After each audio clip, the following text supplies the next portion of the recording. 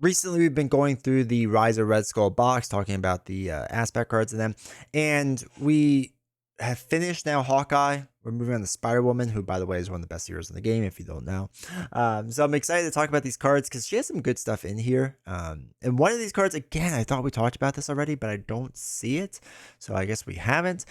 But today we're going to be talking about Spider Girl and Combat Training, two fantastic cards. Let's dive into it. All right, the first one we're talking about is Spider Girl. She's a 2-cost ally, 1/2/2 stat line, which is actually a really good stat line. She is an Avenger, and after you play Spiral Girl from your hand, stun and confuse a minion. Stun and confuse a minion, which is monstrously huge. If I'm playing a minion-heavy deck and they don't have Stalwart or Study or something like that, yeah, Spider Girl's making her way in there every single time. It's such an amazing card.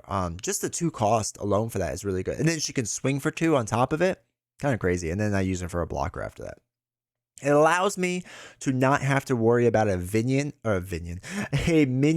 for a round or 2, depending if I flip down or not.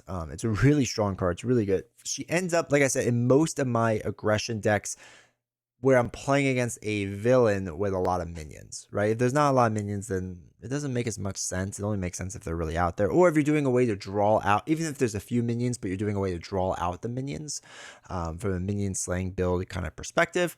This also makes sense then. So anyway, big fan of this card. Use this card, like I said, a fair amount.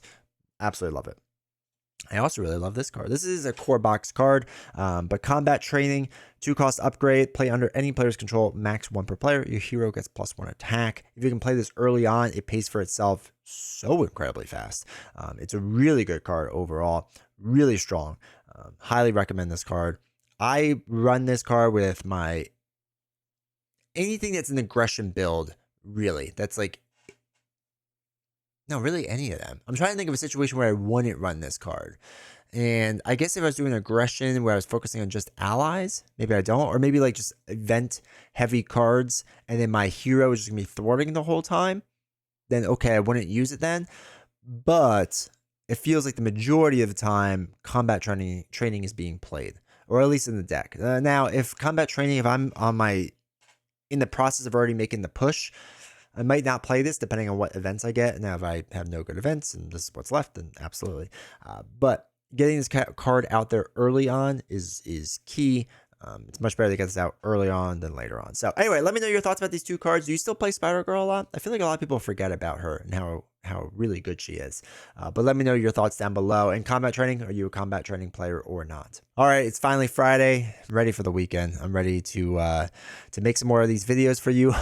So let me know your thoughts down below these 2. I really appreciate it. For everyone that's hit the subscribe button, thank you so much. It truly means a lot. So thank you. And I will see you all next time.